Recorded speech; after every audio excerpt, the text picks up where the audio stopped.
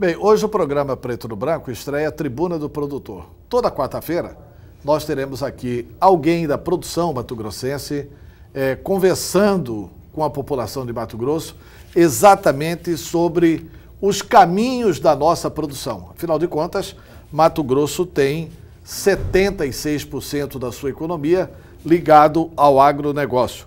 E nós estamos recebendo aqui o Dr. Ricardo, que é o presidente em exercício da AproSoja. E a minha primeira pergunta não vai ser sobre a produção, vai ser política. Se você está como presidente em exercício, significa que o Carlos Fávaro se licenciou para ser candidato? Boa tarde, um prazer tê-lo conosco. Boa tarde, o prazer é nosso. Exatamente, Antero, ele se licenciou hoje, vai assumir aí uma postura política ativa, né, e em função de que a entidade não pode ter uma posição partidária e não deve ter uma posição partidária, e ele se licenciou para poder assumir definitivamente essa questão. Tá. Com relação à questão do agronegócio, o que representa para o setor da produção mato-grossense ter o ministro da Agricultura? Fato que, se não me engano, nunca aconteceu no Brasil. Já tivemos o Dante, ministro da Reforma Agrária, tivemos o Roberto Campos, ministro da Economia, mas não me lembro do Mato Grosso, que é um grande estado produtor, ter dado o ministro da Agricultura.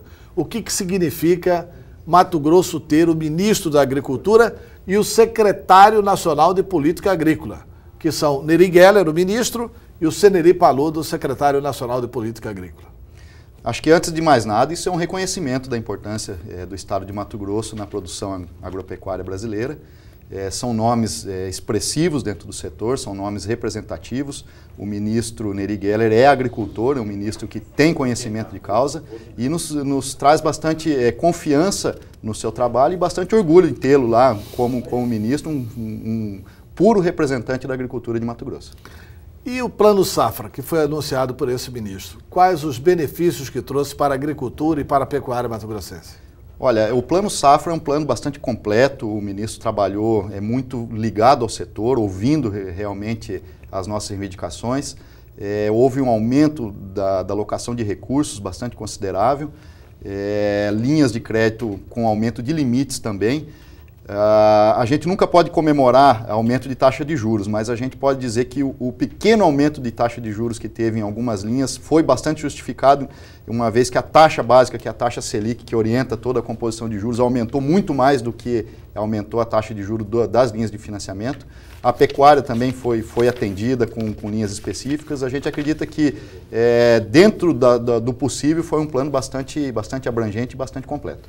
Tá. Com relação aos avanços na área da pecuária, vocês já chegaram a fazer uma avaliação sobre isso? Na área da pecuária não é exatamente a nossa área, né? Mas a gente observou que houve linhas para aquisição de matrizes, houve linha para retenção de matrizes, que eram demandas do setor da pecuária aí já há bastante tempo junto ao governo. Tá. O Mato Grosso tem algumas localidades onde foram registradas pragas na lavoura.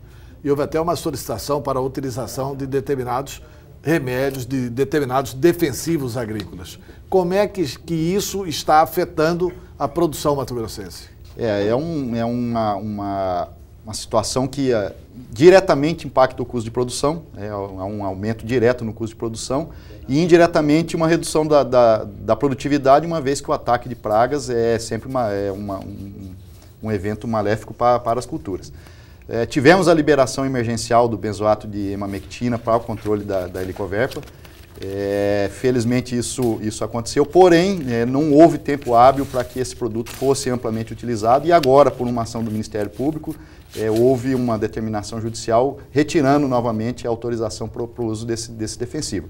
É uma situação emergencial, as culturas elas realmente têm a presença dessa praga, mas felizmente não foi uma presença tão intensa nessa safra como a gente imaginava. Então, a gente teve uma certa sorte nesse processo, que a lentidão do processo público de liberação e de colocação à disposição do produtor desse produto não chegou a afetar tanto, uma vez que o ataque na safra principal não foi tão significativo. Agora, na safrinha, tivemos um novo ataque, tivemos problemas com as variedades transgênicas de milho, onde a resistência das lagartas impossibilitou o controle pela tecnologia das sementes, houve a necessidade de aplicação de inseticidas, aumento de custo, danos nas lavouras, que certamente vai trazer prejuízo. Tá, mas a produção nossa para este ano, para esta safra, a estimativa, já é possível fazer? A produção de soja houve um novo recorde, apesar dos eventos climáticos e de pragas terem atrapalhado bastante a produção, mas como o aumento de área foi bastante significativo. Choveu demais, foi isso? Houve excesso de chuva, exatamente, em algumas regiões, no começo da implantação da lavoura, falta de chuva, e depois, de maneira generalizada, um excesso de chuva, prejudicou a colheita, mas poderia ter sido uma safra maior. Mas não foi uma safra ruim, foi uma safra até acima um pouco das expectativas, que trouxe aí uma produção perto de 27 milhões de toneladas de soja, o que é muita coisa. Em relação ao milho, a colheita está se iniciando agora, ainda timidamente, né? Deve avançar a partir do mês de julho aí mais intensamente. Haverá sim uma redução bastante significativa na produção de milho, na casa aí de mais ou menos 7 milhões de toneladas, em função primeiro da diminuição de área, uma vez que as previsões de preço para o milho esse ano eram bastante ruins, então o produtor foi conservador, diminuiu a área. Houve problema de excesso de chuvas também no início do plantio do milho e menor investimento justamente por uma perspectiva de menores preços, o que vai trazer uma produção significativamente menor de milho para a segunda safra e isso automaticamente já está correspondendo um pouco de melhora de preços. Tá, agora para encerrar essa primeira tribuna do produtor, gostaria que você comentasse um pouco com o telespectador o seguinte. Primeiro, a AproSoja tem uma assessoria parlamentar em Brasília para atuar junto ao Congresso Nacional, porque as grandes mudanças que podem melhorar ou piorar a questão da produção, elas ocorrem exatamente neste cenário de Brasília. E qual que é a posição da entidade, se é que existe, com relação à tão falada reforma na legislação trabalhista?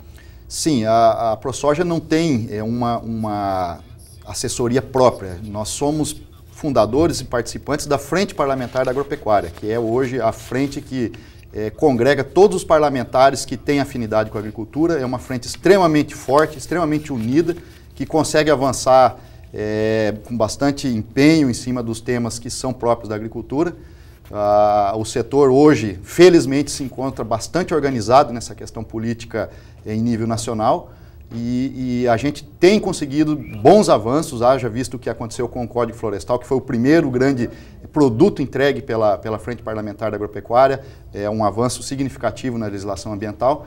E os outros grandes temas, como por exemplo a legislação trabalhista, são a pauta hoje, a questão indígena, a questão da lei de defensivos, a questão da legislação trabalhista, a adequação da legislação trabalhista para a realidade do campo. E essas são as grandes pautas que estão sendo diuturnamente debatidas e encaminhadas pela Frente Parlamentar da Agropecuária. Doutor Ricardo, um prazer enorme tê-lo aqui na estreia do quadro Tribuna do Produtor. O prazer é todo nosso, muito obrigado pela oportunidade. Tá certo.